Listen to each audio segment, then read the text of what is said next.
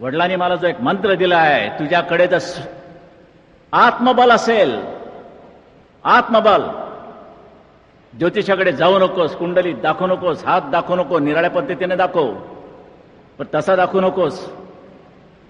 तुझ्याकडे कुठचा ग्रह कुठच्या घरात बसला याची पर्वा करू नकोस. पण तुझ्याकडे जर आत्मविश्वास असेल, सेल्फ कॉन्फिडन्स, तर जगाच्या पाठीवर तू कुठेही जा, तुला मरण नाही. आणि ते मी करतोय आज, ते तुम्ही. ही तुमच्या शिवसेनेची ताकद आहे. ही माझी एकट्याची नव्हे. मी शिवसेना प्रमुख जरूर, पण तुमची ताकद माझ्या बरोबर आहे, म्हणून मी शिवसेना प्रमुख आहे. शिवसैनिक हा बाजूला करून मला शिवसेना प्रमुख म्हणून मिळवता येणार नाही. ही माझी भावना आहे, ती प्रत्येकानं जोपासली पाहिजे. जनतेला फसवणार असो तर या जनतेने हा भगवानच्या महानगरपालिकेवरती फडकवला नसता ना, त्यावेळेला मंत्रालयावरती सुद्धा फडकवला नसता. एवढी दूधखोडी समजू नका त्यांना. ती काही बावळट माणसं जमलेली नाहीत माझ्याकडे, जमलेली समोर. मी तयार केलंय. त्यांच्या पाठीचा कणा ताट करायला शिवसेना कारणीभूत आहे, बाकी तुम्ही कोणी केलं नाही, उलट मोडलात की नाही. बालासाहेब एक रिमोट कंट्रोल आहेच, जाहीर आहे. पण जेवढ्या माझ्या रिमोट कंट्रोल बद्दल एक तुम्ही चोमड्यासारखी चौकशी करता, तेवढी हायकमांड बद्दल का करत नाही? काँग्रेसचा हायकमांड आणि माझा रिमोट कंट्रोल. कारण का? इलेक्ट्रॉनिक सिस्टीम आलेली आहे. ह्या मागासवर्गीयांना, म्हणजे काँग्रेस सारख्या लोकांना काय कळणार? आम्ही पुढे चाललेलो आहोत, हे तेवढेच बसलेले आहेत. शिवसेना नसते तर ह्या मुंबईमध्ये मागमुसही लागला नसता, मराठी माणूस कुठच्या कुठे फेकला गेला असता. आणि मुंबईचं नाक आपल्या हातात ठेवल्यामुळे महाराष्ट्राला सुद्धा कोणी हलवू शकत नाही. खुद्द ज्यावेळेला मी पंतप्रधानांना भेटलो, पंतप्रधानांचं एक वाक्य तुमच्या शिवसेना प्रमुखांच्या बाबतीत फार महत्वाचं आहे. थोडा भाव खातो म्हणा मी,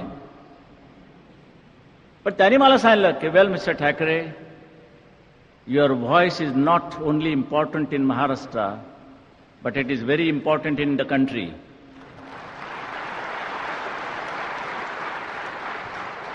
हे वाक्य त्यांनी मला मनोहर जोशींच्या समोर, म्हणजे साक्षीदार लागलेच तर मनोहर जोशी, उद्धव आणि अलेक्झांडर राज्यपाल यांच्या समोर सांगितलं. म्हणजे तुमचा आवाज महाराष्ट्रापुरता मर्यादित नाही, तो देशभर त्याचे तरंग उठणारा आवाज येतो. ही तुमची शिवसेना आहे. सागर वट्याने विचारलं, म्हटलं why you wear this saffron colour, हे तुम्ही भगवा का घालता? it's a color of renunciation. It's a color of renunciation. म्हणजे त्यागाचा रंग आहे. म्हटलं why the color of renunciation should be blue, black? Why not blue, black, red, yellow, black? ते खांदे उडवतात असे. आपण सुद्धा इंग्रजीतले सुद्धा खांदे उडवा का? सगळे बरं. पण एखाद्याने प्रश्न विचारला, वा इंग्लिश संपलं, सगळा अर्थ आला त्याला. खांदा देऊ नका, पण उडवायला का हरकत आहे? बरं, उडवा नसते. पुष्कळ वेळा मी पाहिले त्याला. त्या झालं वेळ इट्स देअर. म्हटलं नो. मी माझं एक संशोधन असं केलं की आम्ही सूर्याचे भक्त आहोत. सूर्योदय ज्यावेळेला होतो त्यावेळेला आकाशामध्ये तो भगवा रंग फेकला जातो, आणि ज्यावेळेला सूर्यास्त होतो त्यावेळेला रंगावर आकाश रंग भगव्या रंगाने नुसतं बुंद छान झालेलं असतं, झुंजू मुंजू आणखीन असतं. आमचे सगळे जे काही धार्मिक विधी आहेत, मग बाकी अगदी अंत्य ह्याच्यापर्यंत, ते सगळे अग्नीच्या साक्षीने होतात. त्या अग्नीचा रंग भगवा असतो, म्हणून आमच्या हिंदू धर्मामध्ये भगवा रंग आलेला आहे. मी बजावणार, तो मी बजावणार. हा एक संताप आहे.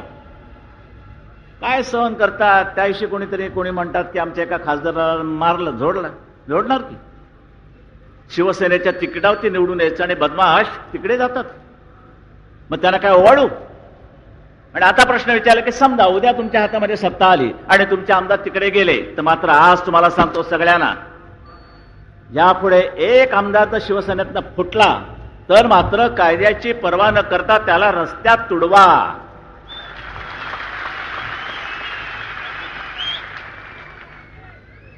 बरं. आणि महिलांनी ते एक चांगलं काम बजवावं.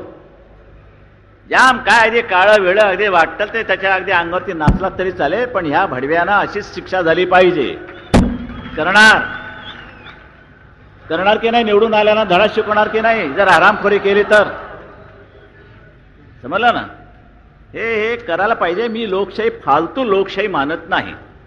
ही लोकशाही नव्हे. की ज्या जनतेनं विश्वासानं शिवसेनेचा म्हणून तुम्हाला निवडून दिल्यानंतर तुम्ही तिकडे जाता पैशा करता. हॉटेल लाईन केवढी सुधारते, केवढी हॉटेल लाईन. एका तरी मराठी माणसाचं अजून तरी 45 हॉटेल आहे का?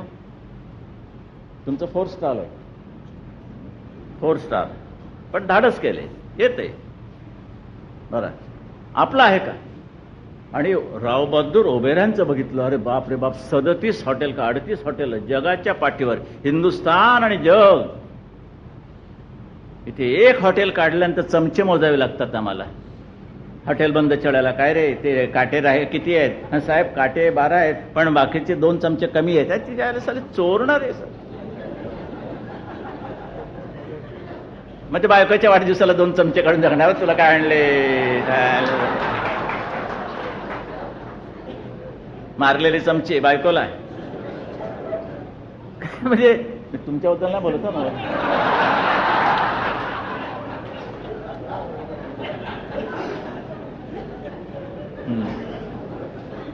बरं, हे आपलं सहज डोक्यात आलं ते बोलून दाखवलं तुमच्या समोर मी. काय चोऱ्या काय चोऱ्या काय काय काय. अरे हे ओबऱ्यांचं बघितल्यानंतर हे माणसं कशी.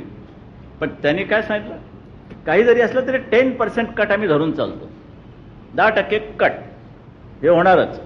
पण ते सहन करण्याची ताकद तुमची असली पाहिजे. मुळात माणसं चांगली मिळाली पाहिजे, तशी चांगली माणसं मिळवा. तुम्ही नोकऱ्या मागण्यापेक्षा नोकऱ्या देणाऱ्याची भूमिका तुमची असली पाहिजे. आम्ही नोकऱ्या देऊ घेऊ काय, कसले स्टुलावरची. नोकऱ्या देण्याची ताकद ही महत्वाकांक्षा बाळगा. किती घाण आम्ही सोसायची आणि पोसायची. आज जो प्रचार केला जाते फुकट घर अशक्य. अरे शक्य कसं होईल ते बोल ना. अशक्य सगळं आहे. 10, 15 वर्षांनी पोरं होतात,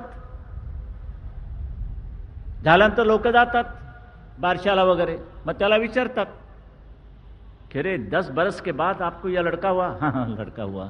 ये कैसी बात है, कैसा हुआ? ऊपर वाले की मर्जी. मग तो विचारतो ऊपर कोण राहते?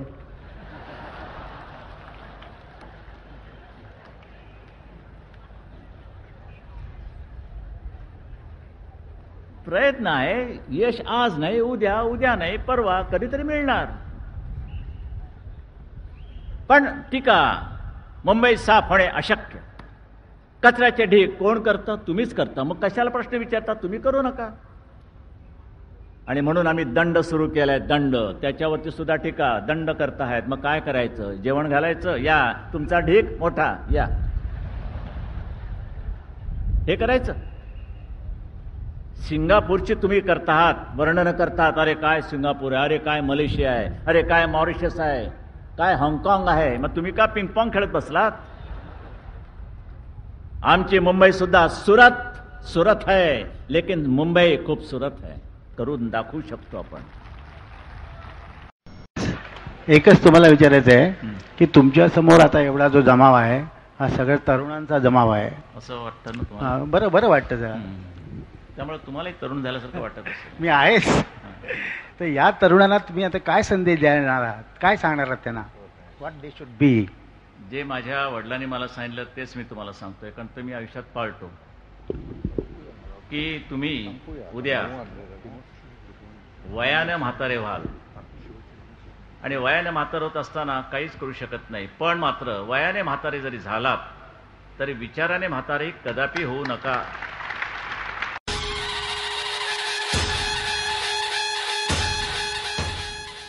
जय महाराष्ट्र.